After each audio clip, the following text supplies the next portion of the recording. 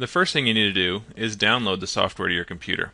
Once you have the file on your computer, you can double click on it. It'll look something like this, and that will open up the process to install the program on your computer. I've already installed mine, so we're going to move on and see what happens when you're done.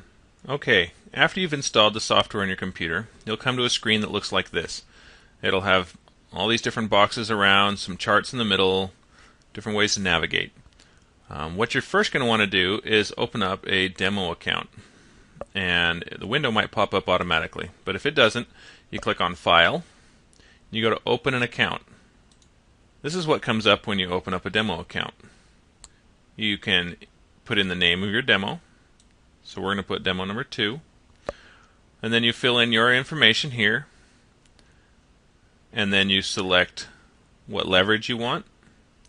You select how much you want to start with in your account. Let's just start with $10,000. And then you select I agree to subscribe to your newsletter, because it won't let you select next if you don't.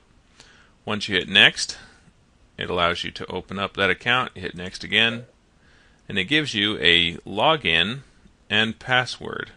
Okay, you should write these two numbers down, this login and this password, because if you ever use this account on another computer or send it to a coach or anything like that, you have to have this information. I know it's just a demo account, but that's critical. Alright, then you hit finish, and it will go ahead and open you up a new account.